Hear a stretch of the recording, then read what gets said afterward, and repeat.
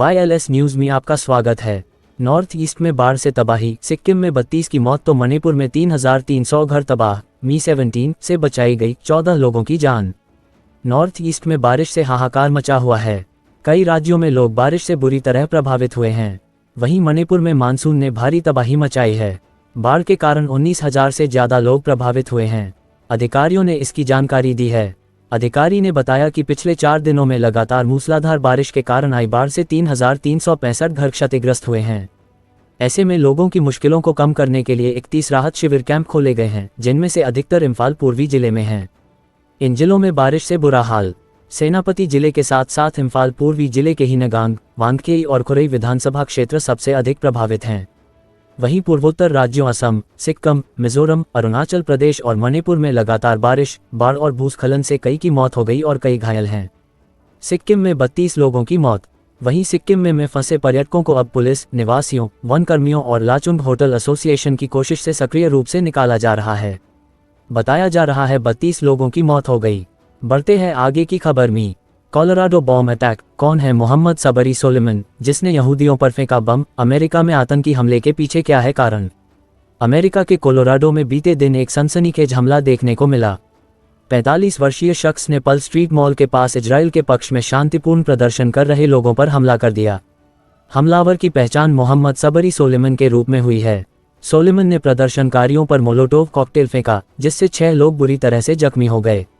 मोहम्मद सबरी सोलेमन को अमेरिकी पुलिस ने फौरन हिरासत में ले लिया। हालांकि सोलेमन के खिलाफ अभी तक औपचारिक रूप से कोई भी आरोप घोषित नहीं किया गया है। कौन है मोहम्मद सबरी सोलेमन? अमेरिकी अधिकारियों ने सोलेमान से जुड़ी कोई भी जानकारी साझा नहीं की है, मगर मीडिया रिपोर्ट्स के अनुसार सोलेमन मिस्र का रहने वाला है और वो 2022 में गैर आप्रवासी वीजा पर अमेरिका आया था। बढ़ते हैं आगे की खबरों में। अप एक्सीडेंट, वाराणसी में हाईवे पर खड़े ट्रेलर में भिड़ी दूध लदी DCM, चालक की मौत, 3 लोग घायल। रखौना गांव के पास हाईवे पर सोमवार को तड़के करीब 5 बजे खड़े ट्रेलर के पिछले हिस्से में तेज रफ्तार DCM जा भिड़ी।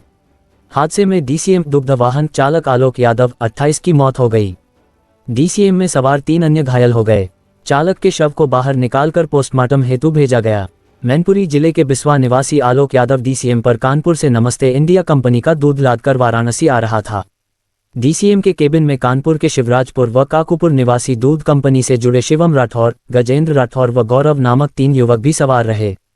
मिर्जामुराद थानांतर्गत रखौना रिंग रोड के निकट हाईवे पर टायर फटने के कारण खड़े गिट्टी लदे ट्रेलर का अंधेरे में आभास न मिलने के कारण तेज रफ्तार दुग्ध वाहन उसके पिछले हिस्से में जा टकराए। दोनों वाहनों को पुलिस कब्जे में ले ली हैं। ग्रामीणों का आरोप है कि NHAI व पुलिस द्वारा रात्रि में हाईवे पर पेट्रोलिंग न करने के कारण हादसे हो रहे हैं। हाईवे पर खराब वाहनों के पीछे रिफ्लेक्टर व कोई बैरियर लगा दिया जाए तो इस तरह के हादसे रोके जा सकते हैं। टक्कर इतनी जबरदस्त रही कि DCM के अगले हिस्से का परखचा उड़ गया। चालक की केबिन में दबकर मौत हो गई। ग्रामीणों की सूचना पर पहुंची पुलिस ने काफी मशक्कत के बाद दुग्ध वाहन DCM के केबिन में फंसे चालक के शव को बाहर निकलवाने के साथ ही अन्य घायलों को समीप के अस्पताल में भेजकर उपचार कराया। बढ़ते हैं आगे की खबरों में। कोरोना इन इंडिया, देश में तेजी से फैल रहा कोरोना, 4,000 के करीब पहुंचे एक्टिव केस। किन राज्यों में मिले सबसे ज्यादा केस? कोरोना वायरस एक बार फिर देश में तेजी से फैल रहा है। देश में कोविड-19 के एक्टिव केस 4,000 तक पहुंच गए हैं। वहीं कोरोना के कारण 4 लोगों की मौत हो गई है। स्वास्थ्य मंत्रालय ने कोरोना वायरस के एक्टिव केस से जुड़ी जानकारी साझा की है।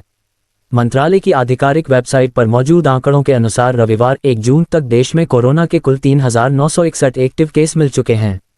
दिल्ली में मिले सबसे ज्यादा केस।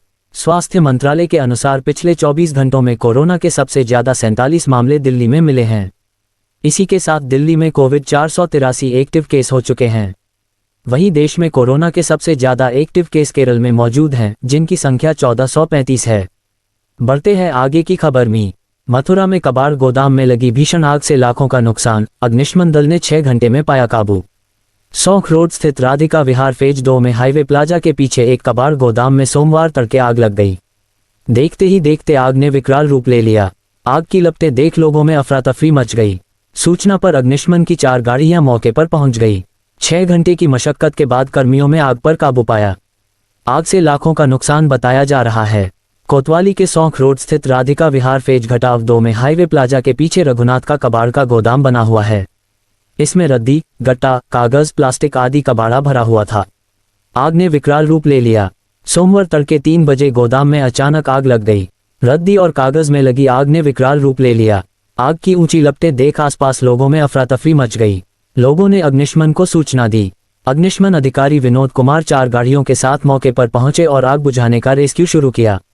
सुबह करीब 9:30 बजे तक कर्मियों ने आग पर काबू पाया। अग्निशमन अधिकारी ने बताया कि आग लगने के कारणों की जांच की जा रही है। फिलहाल शॉर्ट सर्किट से आग लगना बताया जा रहा है।